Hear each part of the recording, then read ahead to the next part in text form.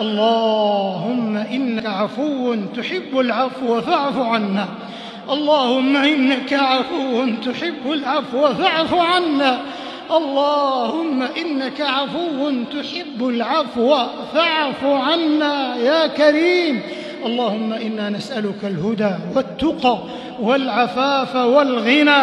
اللهم إنا نسألك بأننا نشهد أن لا إله إلا أنت الأحد الصمد الذي لم يلد ولم يولد ولم يكن له كفوا أحد أن تدخلنا الجنة وتعتق رقابنا من النار. اللهم أعز الإسلام والمسلمين وأذل الشرك والمشركين واجعل هذا البلد آمنا مطمئنا وسائر بلاد المسلمين. اللهم اجعل هذه البلاد للحق منارا وللخير دارا وللإيمان قرارا. اللهم وفق خادم الحرمين الشريفين لما تحب وترضى. اللهم وفقه وولي عهده إلى ما فيه عز الإسلام وصلاح المسلمين يا رب العالمين. اللهم وفق رجال أمننا والمرابطين على ثغورنا وحدودنا. اللهم إنا نسألك أن تشملنا برحمة منك يا أرحم الراحمين. ها هو شهرنا قد انتصف وكثير منا من نفسه لم ينتصف.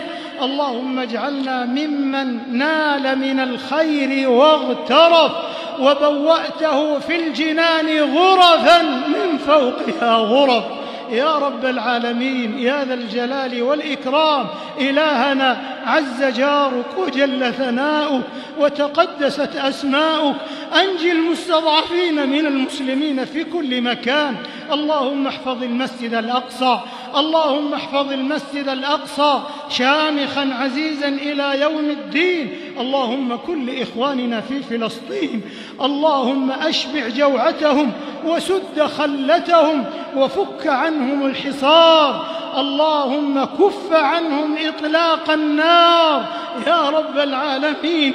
إلهنا إلى من تكلهم؟ إلى عدو ملكته أمرهم أم إلى بعيد يتجهمهم؟ إن لم يكن بك غضب علينا فلا نبالي، غير أن عافيتك هي أوسع لنا. نعوذ بنور وجهك الذي أشرقت له الظلمات وصلح عليه أمر الدنيا والآخرة أن ينزل بنا سخطك أو يحل علينا غضبك. لك العتبى حتى ترضى، ولا حول ولا قوة إلا بالله العلي العظيم. ربنا آتنا في الدنيا حسنة وفي الآخرة حسنة وقنا عذاب النار. ربنا تقبل منا إنك أنت السميع العليم، وتب علينا إنك أنت التواب الرحيم، واغفر لنا ولوالدينا ووالديهم وجميع المسلمين والمسلمات الأحياء منهم والأموات، إنك سميع قريب مجيب الدعوات. اللهم إنا نعوذ برضاك من سخطك وبمعافاتك من عقوبتك وبك منك، لا نحصي ثناء عليك أنت كما أثنيت على نفسك. وصل اللهم وسلم وبارك على نبينا محمد ما تعاقب الليل والنهار، وصل على نبينا محمد ما ذكره الذاكرون الأبرار، وصل على محمد وعلى آله الأطهار وصحابته الأبرار المهاجرين منهم والأنصار والتابعين ومن تبعهم بإحسان إلى يوم الدين، وسلم تسليما مزيدا.